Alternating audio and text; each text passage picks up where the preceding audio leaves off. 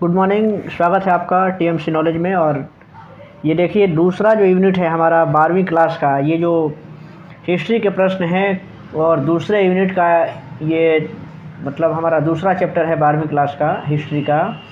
इसके पहले हमने पहला यूनिट देखा था और पहले यूनिट में हम लोगों ने हड़प्पा सभ्यता के पुरातत्व की कहानी यानी कि उस पर जो प्रश्न थे उसको हमने देखा था, यानी कि कुल 50 ऑब्जेक्टिव प्रश्नों को हमने देखा था जो बोर्ड परीक्षा के दृष्टिकोण से काफ़ी महत्वपूर्ण है। और यहाँ देखिए ये दूसरा यूनिट है और ये इसमें जो है कि मौर्य काल से गुप्त काल तक के राजनीतिक और आर्थिक इतिहास के विषय में पढ़ना है। तो आइए शुरू करते हैं और देखते हैं कि इसमें किस टाइप के प्रश्न जो है कि हो सकते हैं और जो आपके बोर्ड के परीक्षाओं के लिए भी काफ़ी महत्वपूर्ण है। तो आइए शुरू करते हैं। इसमें देखिए पहला इसका प्रश्न है, क्षेमेंद्र की रचना कौन सी है। ये इसमें देखिए आया हुआ है। पहला प्रश्न है कि क्षेमेंद्र की रचना कौन सी है। तो यहाँ देखिए यहाँ इसका सही जवाब है कि बृहत कथा मंजरी इसका सही जवाब होगा, यानी कि ये क्षेमेंद्र की रचना है। दूसरा है कि इंडिका किसकी रचना है। तो इंडिका ये मेगास्थनीज की रचना है। मेगास्थनीज जो एक ये यात्री था और कह सकते हैं कि वो चंद्रगुप्त मौर्य के दरबार में आया था और उसने इंडिका नामक एक रचना की थी, यानी कि पुस्तक लिखी थी, जिसमें मौर्य काल से संबंधित महत्वपूर्ण तथ्यों को लिखा गया है और मौर्य काल के इतिहास को जानने का एक सबसे महत्वपूर्ण दस्तावेज भी है। नेक्स्ट है कि किस गुप्त शासक को लिच्छवी दोहित्र कहा जाता है। किस गुप्त शासक को लिच्छवी दोहित्र कहा जाता है। देखिए यहाँ से अगला प्रश्न है और इसका सही जवाब है कि इसमें समुद्रगुप्त उसका सही आंसर होगा। समुद्रगुप्त को लिच्छवी दोहित्र कहा जाता है। नेक्स्ट है कि गुप्त काल में हस्ती सेना का प्रधान को क्या कहते थे। गुप्त काल में हस्ती सेना के प्रधान को क्या कहते थे। तो देखिए इसमें महापिलुपति कहा जाता था, यानी कि इसका सही जवाब है इसका ऑप्शन सी इसमें। और अगला प्रश्न है, निम्न में से महिला संत थी। निम्न में से इसमें से कौन महिला संत थी। देखिए ऑप्शन है मीरा, अंडाल, कराईकल या फिर इसमें से सभी। तो इसका सही जवाब है कि इनमें से सभी जो है कि महिला संत थी, यानी कि मीरा को जानते हैं, मीराबाई जो है कि एक महिला संत थी। उसके बाद संडाल और कराईकल, ये यानी कि तीनों जो ऑप्शन हैं तो तीनों इसमें से यानी कि महिला संत थी, यानी कि इसका सही जवाब होगा इनमें से सभी। और नेक्स्ट है कि धर्म की शुरुआत किसने की थी। धर्म की शुरुआत किसने की थी। धर्म की शुरुआत देखिए अशोक के द्वारा किया गया था, यानी कि इसका सही जवाब है अशोक इसमें होगा। सम्राट अशोक ने धर्म की शुरुआत की थी और अशोक का धर्म काफ़ी प्रसिद्ध भी है। समुद्रगुप्त की तुलना किस यूरोपीय शासक से की जाती है। इसकी तुलना जो है कि नेपोलियन से की जाती है।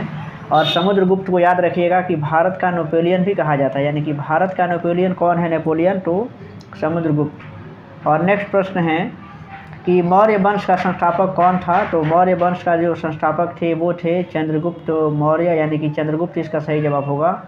चंद्रगुप्त की मृत्यु कहाँ हुई थी।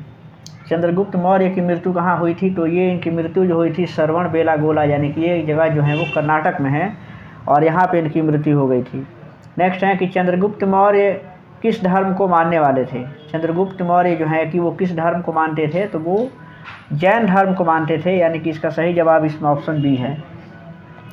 और नेक्स्ट है कि मौर्य वंश का अंतिम राजा कौन था। देखिए ये 11वां प्रश्न है कि मौर्य वंश का अंतिम राजा कौन था। मौर्य वंश का अंतिम राजा जो हुआ वो बृहद्रथ इसका सही जवाब है। और ऐसे मौर्य वंश के जो संस्थापक थे वो चंद्रगुप्त मौर्य थे। नेक्स्ट है कि मौर्यकालीन टकसाल का प्रधान कौन था। मौर्यकालीन यानी कि जो टकसाल होते थे, यानी जहाँ पर सिक्के बनाए जाते थे, उसका प्रधान कौन होता था। तो इसमें इसको देखिए इसको पन्याध्यक्ष कहते थे, यानी कि इसका सही जवाब ऑप्शन सी है। और नेक्स्ट है कि मौर्य वंश की राजधानी कहाँ थी। मौर्य वंश की राजधानी कहाँ थी। तो मौर्य वंश की राजधानी पाटलिपुत्रा थी। इसका सही जवाब है पाटलिपुत्रा। मौर्यकालीन कलिंग राज्य कहाँ स्थित था। कलिंग यानी जिस पर अशोक ने आक्रमण किया था और वो एक मौर्यकालीन राज्य था। तो कलिंग कहाँ था। तो कलिंग जो है कि देखिए अभी उड़ीसा में है, यानी कि कलिंग जो राज्य था वो उड़ीसा में था। मौर्य प्रशासन में समाहर्ता कौन होता था। मौर्य प्रशासन में समाहर्ता का क्या काम होता था, यानी कि वो कौन होता था देख लीजिए। तो इसमें देखिए मौर्य काल में जो समाहर्ता होते थे वो एक तरह से राजकीय कर संग्रह अधिकारी होते थे, यानी कि इसका सही जवाब है ऑप्शन बी, यानी कि राज्यों का कर संग्रह करने वाला अधिकारी जो होता था उसको समाहर्ता के नाम से भी जानते थे। मौर्य काल में देखिए लिखा है कि ब्राह्मणेय क्या थे, यानी कि मौर्य काल में ब्राह्मणेय क्या होते थे, तो ये भूमि दान होता था एक तरह से। इसका सही जवाब इसमें ऑप्शन सी है। नेक्स्ट है कि अशोक का व्यक्तिगत धर्म क्या था। अशोक का व्यक्तिगत यानी कि अशोक पर्सनली किस धर्म को मानते थे, तो बौद्ध धर्म को मानते थे और उन्होंने जो है कि रणभूमि में ही बौद्ध धर्म को अपनाया था। अशोक ने महेंद्र और संघमित्रा को धर्म प्रचार करने के लिए किस देश में भेजा था। सही जवाब है कि यानी कि सिंघल द्वीप यानी कि श्रीलंका में भेजा था। और इसके बाद से अगला प्रश्न है कि अशोक किस वंश का शासक था। अशोक के बाद बताना है सम्राट अशोक। देखिए ये प्रश्न कितनी बार पूछा हुआ है बोर्ड की परीक्षाओं में। तो अशोक किस वंश का शासक था, तो इसमें सही जवाब है कि अशोक जो है कि वो मौर्य वंश के शासक थे। और इस तरीके से सही जवाब इसका ऑप्शन बी है। अशोक कौन से बौद्ध भिक्षु के प्रभाव में आकर बौद्ध धर्म का समर्थक बन गया। तो अशोक ने बौद्ध जो धर्म की शिक्षा ली थी, तो वो किस बौद्ध भिक्षुक से लिया था, इसका नाम बताना है। तो इसमें सही जवाब है उपगुप्त, यानी कि उपगुप्त जो है कि वो बौद्ध भिक्षुक थे जिनके प्रभाव में आकर के बौद्ध धर्म को अशोक ने अपना लिया था। और अगला प्रश्न है कि राजगृह की नगर वधू का नाम क्या था। राजगृह की जो नगर वधू थी, यानी कि ये काफ़ी प्रसिद्ध प्रश्न है और काफ़ी चर्चित भी है, यानी कि अम्रपाली का नाम आपने सुना होगा। तो इसका सही जवाब है इसमें ये राजगृह की नगर वधू का नाम क्या था, तो सालवती इसका सही जवाब है, यानी कि। और नेक्स्ट है कि किसने लिखा वास्तविक सुकर्म वह है जिससे प्रजा सुखी तथा प्रसन्न हो। ये किसके द्वारा लिखा गया है, तो ये कौटिल्य के द्वारा, यानी कि कौटिल्य जिसे हम चाणक्य के नाम से भी जानते हैं, उनको विष्णुगुप्त भी कहा जाता है। और उन्होंने राजनीति पर एक जो है कि पुस्तक जो लिखी थी, अर्थशास्त्र, उनकी प्रसिद्ध रचना है। अर्थशास्त्र के लेखक हैं कौटिल्य, जिसको चाणक्य भी कहते हैं। और अगला प्रश्न है कि चंद्रगुप्त मौर्य के काल में कलिंग की राजधानी कहाँ थी। कलिंग जो राज्य था, जो उड़ीसा में था, उसकी राजधानी कहाँ थी। देखिए तोसली इसका सही जवाब है, यानी कि सी ऑप्शन होगा। और आर्यभट्ट कहाँ का निवासी था। आर्यभट्ट कहाँ के रहने वाले थे, तो आर्यभट्ट जो है कि यहीं अपने बिहार यानी कि पटना के रहने वाले थे। और नेक्स्ट हैं द्वितीय नगरीकरण के नगरों को क्या कहा जाता है। द्वितीय नगरीकरण जो हुआ, तो उसके नगरों को क्या कहते हैं, तो इसमें सही जवाब है लौह योगीन नगर कहा जाता है, यानी कि ऑप्शन सी इसका राइट आंसर होगा। और नेक्स्ट है कि भारत का प्राचीनतम ज्ञात अभिलेख कौन सा है। भारत का प्राचीनतम जो ज्ञात अभिलेख है वो कौन सा है, तो इसका सही जवाब है, यानी कि बोगजाकोई का जो अभिलेख है वो भारत का प्राचीनतम ज्ञात अभिलेख है।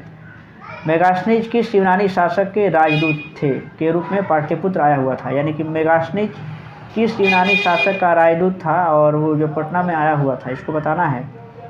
देखिए मेगास्नीज जो है वो सेल्यूकस निकेटर के राजदूत थे और इसका ऑप्शन सी इसका राइट आंसर होगा। कलिंग युद्ध का वर्णन किस अभिलेख में किया गया है। ये प्रश्न भी काफ़ी इंपॉर्टेंट है। देखिए बहुत बार परीक्षा में पूछा गया है, बिहार बोर्ड के या किसी भी बोर्ड के इम्तिहान में ये प्रश्न काफ़ी इंपॉर्टेंट है कि कलिंग युद्ध का वर्णन किस अभिलेख में किया गया है। तो 13वें जो अभिलेख हैं, 13वां जो शिलालेख अशोक का है, उसमें कलिंग युद्ध का वर्णन किया गया है। और इसके बाद इसका अगला प्रश्न है कि चीनी यात्री फाहियान किसके शासनकाल में भारत आया था।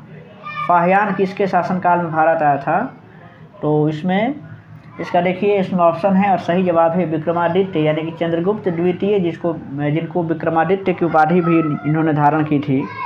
यानी कि चंद्रगुप्त द्वितीय को ही विक्रमादित्य कहते हैं और उन्हीं के दरबार में, यानी कि गुप्त काल में ये चीनी यात्री जो फाहियान है वो भारत की यात्रा किया था। ह्वेनसांग भी आया था, याद रखिएगा ह्वेनसांग। तो ह्वेनसांग हर्षवर्धन के शासनकाल में आया था। और नेक्स्ट प्रश्न है कि मेगास्नीज किस भारतीय शासक के दरबार में आया था। ये प्रश्न पहले भी आ चुका है, यानी कि ये मेगास्नीज किसके दरबार में आया था, तो चंद्रगुप्त मौर्य के दरबार में आया था और यहाँ पे काफ़ी दिनों तक रहा था। किस अभिलेख में सती प्रथा का उल्लेख मिलता है, यानी कि सती प्रथा का उल्लेख किस अभिलेख में मिलता है, तो इसमें देख लीजिए। और इसमें एरण जो अभिलेख है, एरण अभिलेख में सती प्रथा का उल्लेख किया गया है। बाणभट्ट की रचना कादम्बरी में किस शासनकाल का वर्णन है। बाणभट्ट यानी कि उनकी जो रचना है कादम्बरी, तो उसमें किसके शासनकाल का वर्णन किया गया है, और ऑप्शन आपके सामने है और सही जवाब इसका है हर्षवर्धन के शासनकाल का वर्णन किया गया इसमें। गुप्त संवत कब और किसके द्वारा शुरू किया गया था? गुप्त संवत जो शुरू किया गया था तो वो चंद्रगुप्त प्रथम के द्वारा शुरू किया गया था और इसमें सही जवाब इसमें ऑप्शन डी है। पंचतंत्र की रचना किसने की? पंचतंत्र यानी कि विष्णु शर्मा की ये प्रसिद्ध कृति है, रचना है। नेक्स्ट है कि प्राचीन नालंदा विश्वविद्यालय के संस्थापक कौन थे? नालंदा विश्वविद्यालय के संस्थापक कौन थे? तो कुमार गुप्त के द्वारा नालंदा विश्वविद्यालय की स्थापना 5वीं शताब्दी में किया गया था और नालंदा विश्वविद्यालय को बख्तियार खिलजी ने ध्वस्त कर दिया था। अगला प्रश्न है कि भारतीय इतिहास का कौन सा काल स्वर्ण काल कहा जाता है? यानी कि भारतीय इतिहास का कौन सा काल है जिसको स्वर्ण काल यानी कि गोल्डन एरा भी कहा जाता है? उसको भारतीय इतिहास का स्वर्ण युग कहते हैं, गोल्डन एरा के नाम से जाना जाता है। इसमें गुप्त काल इसका सही जवाब होगा। यानी कि गुप्त काल के शासकों के द्वारा सामाजिक, राजनीतिक, आर्थिक या सांस्कृतिक यानी कि चारों एक तरह से कहें कि भारत का सर्वांगीण विकास हुआ और इसे देखते हुए इतिहासकारों ने गुप्त काल के शासनकाल को स्वर्ण युग कहा है। यानी कि भारतीय इतिहास का स्वर्ण युग कहा जाता है गुप्त काल को। तो इसके बाद से नेक्स्ट प्रश्न इसका है कि अर्थशास्त्र में कितने प्रकार के विवाहों का उल्लेख मिलता है? तो देखिए अर्थशास्त्र में कितने प्रकार के विवाहों का उल्लेख किया गया है? तो ये इसका सही जवाब है कि इसमें 8 प्रकार के विवाह का उल्लेख किया गया है। और इसके बाद से इसका अगला प्रश्न है कि अर्थशास्त्र की रचना कब हुई थी? अर्थशास्त्र की रचना कब हुई थी? तो इसका सही जवाब है कि 3री शताब्दी ईसा पूर्व में अर्थशास्त्र की रचना हुई थी और चाणक्य के द्वारा इसकी रचना की गई थी। नेक्स्ट है कि नालंदा विश्वविद्यालय के छात्र थे, यानी कि इनमें से कौन जो है कि नालंदा विश्वविद्यालय का छात्र भी था? तो फेनसोंग इसका सही जवाब है, जो हर्षवर्धन के शासनकाल में भारत आए थे। फेनसोंग एक चीनी यात्री थे और वे नालंदा विश्वविद्यालय के छात्र भी थे और बाद में उन्होंने नालंदा विश्वविद्यालय में अध्यापन का कार्य भी किया था।